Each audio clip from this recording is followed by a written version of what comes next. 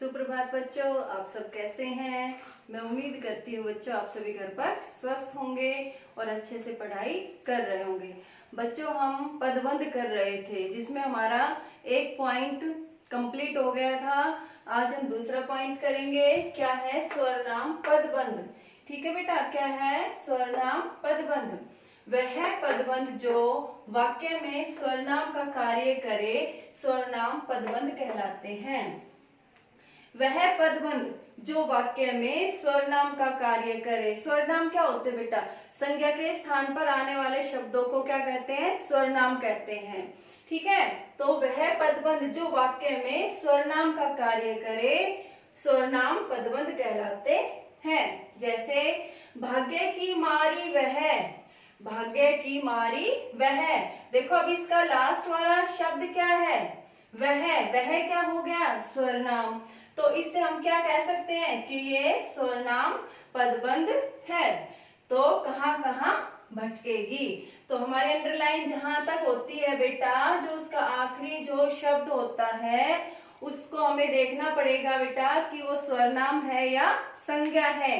तो इसका हमारा अंडरलाइन क्या हुआ? शब्द ये लाइन है हमारी, वह तक है, तो वह क्या हो गया? स्वरनाम है। तो इससे हमें क्या पता चलता है बेटा कि ये स्वरनाम पदबंध है। वह क्या है? स्वरनाम है। फिर आगे देखो बेटा, शेर की तरह दहाड़ने वाले तुम। कहां तक ये अंडरलाइन कहां तक है? तुम तक है। तुम क्या हो गया बेटा? स्वरनाम। ठीक है, आज चुप क्यों हो? शेर की तरह दहाड़ने वाले तुम क्या है? स्वरनाम। तो इससे क्या पता चलता है बेटा कि ये स्वरनाम पदबंध है। उसके बाद देखो बेटा तीसरा पॉइंट हमारा विशेषण पदबंध। वह पदबंध जो संज्ञा अथवा सर्वनाम की विशेषता बतलाता हो। ठीक है, विशेषण का कार्य करे विशेषण पदबंध कहलाता है। वह पदबंध जो संज्ञा और सर्वनाम की विशेषता बताए और विशेषण का कार्य करे विशेषण पदबंध कहलाता है। दूसरे शब्दों में हम कह सकते हैं बेटा पदबंध का शीर्ष क्या होता है बेटा? मुख्य।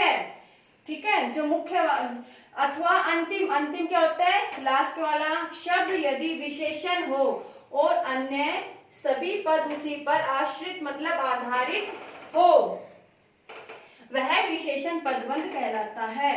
कहने का मतलब ये है बेटा कि जो उसका मुख्य पदबंध है, पदबंध का जो मुख्य है और अंतिम यदि विशेषण हो और अन्य सभी पद उस पर आधारित हो वह विशेषण पदबंध कहलाता है।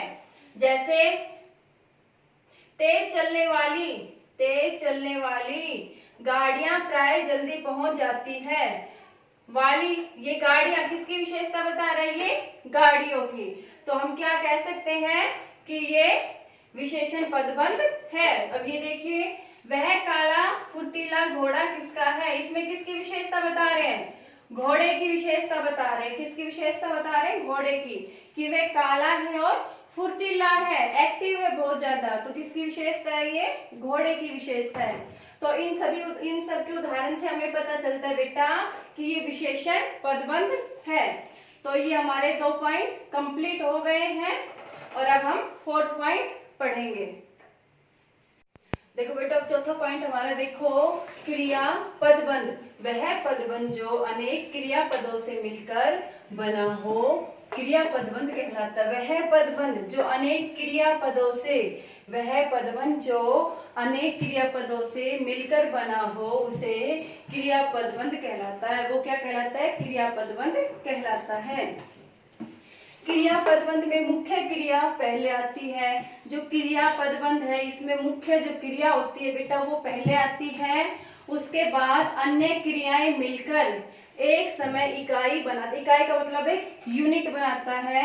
यही क्रिया पदबंध है। ठीक है, जैसे देखिए वह अपनी नानी के घर गया। तो हमारा इसमें बेटा क्रिया पदबंध में जो क्रिया होती है वो कब आती है? लास्ट में आती है। और इंग्लिश में कब आती है? हमारी वर्ब का कहाँ आती है? बीच में आती है। और हिंदी में लास्ट में आती है।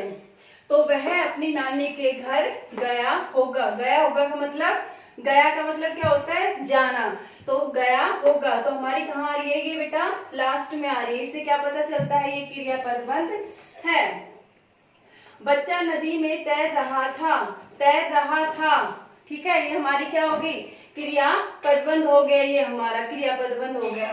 फिर देखिए क्रिया विशेषण पदबंध, वह पदबंध जो वाक्य में क्रिया विशेषण का कार्य करे। वह पदबंध जो वाक्य में क्रिया विशेषण का कार्य करे, क्रिया विशेषण पदबंध कहलाता है। इस पदबंध में क्रिया विशेषण शीर्ष मतलब मुख्य होता है तथा प्राय परिवेशन आश्रित पद होता है। परिवेशन का मतलब बेटा मैंने यहाँ पे नीचे लिखा है, जो उसकी और भी विशेषता बताए, जो उसकी और भी अधिक विशेषता बताए, वो क्या कहलाता है, परिवेशन, और उस पर उस पद आश्रित हो, उस पद पर आश्रित हो।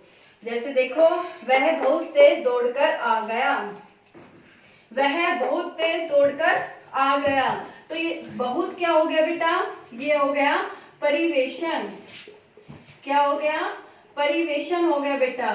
और ये तेज दौड़कर क्या हो गया बेटा, ये क्रिया विशेषण पदबंध हो गया, ठीक है। तो इससे क्या है कि ये क्रिया विशेषण पदबंध है। उसके बाद सुबह से शाम तक वह बैठा रहा, इसमें बताया कब से कब तक बैठा रहा, तो सुबह से शाम तक, तो इससे क्या पता चलता है बेटा, ये क्रिया विशेषण पदबंध है। हमारा बेटा टॉपिक कंप्लीट हो गया है पदबंध का। तो अब मैं उम्मीद करती हूँ बेटा आपको ये समझ में आ गया होगा, अगर नहीं आया तो पूछ सकते हो। धन्यवाद।